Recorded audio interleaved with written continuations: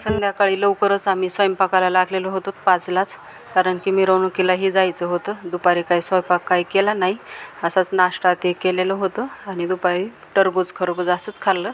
तर सर्व मी तयारी इकडं पुरी पनीर पुलाव असं मला करायचं होतं संध्याकाळचा स्वयंपाक. तर सर्व तयारी ते करून घेतली. पुलावला काही मटरच नव्हते आणि कोणी मटार खात पण नाही त्यामध्ये, म्हणून फ्लावर आणि बटाटे एवढेच वापरले. आणि इकडे मला शेवयाची खीर बनवायची होती. मस्त अशी गावरान तुपातली फोडणी ते दिली, सर्व काजू बदाम सर्व किशमिश ते टाकून. घरचंच आपलं तूप होतं बनवलेलं. आणि उकळी ते आल्याच्या नंतरच साखर टाकायची. सुरुवातीला साखर ते टाकली तर खीर खराब होण्याची शक्यता आहे. मग साखर ते विरघळल्याच्या नंतर वरून शेवया ते टाकायच्या. इकडं मस्त अशी पनीरची भाजीही करून झाली.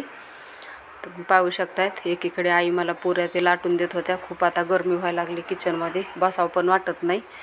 तर मग लवकरच घेतला आम्ही स्वयंपाक ते करून, कारण की जायचं होतं आणि भुका पण लागलेल्या होत्या सगळ्यांना. नाश्त्यावर काही होत नाही. प्रांजलची काही तब्येत ठीक नव्हती, ती नको म्हणली जेवायला. तिनं असंच खाल्लं होतं टरबूज आणि ते. ऊन लागलं होतं तिला शाळेत जाताना, तर तिला दुपारी दवाखान्यातसुद्धा नेलं. तिला म्हणलं आता जयंतीला जायचं आहे तर तू घरी राहा. म्हणती नाही मला नाही राहायचं. मग ते गोळ्या ते खाल्ल्यावर जरा तिला बरं वाटलं, मग आली आमच्यासोबत पण. तर छान इकडं पुऱ्याही तळून घेतल्या, सर्वांनी जेवणं केले आणि आम्ही गेलो जयंतीला.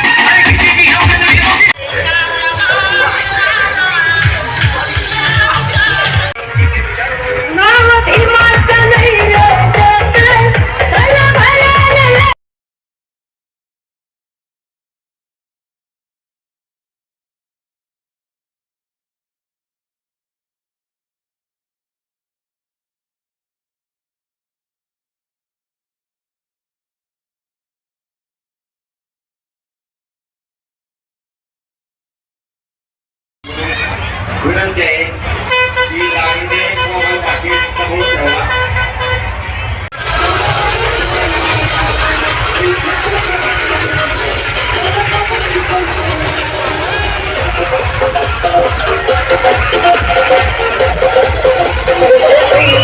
खूप छान अशी जयंती होती. मस्तपैकी असे देखावे ते सुद्धा केलेले होते.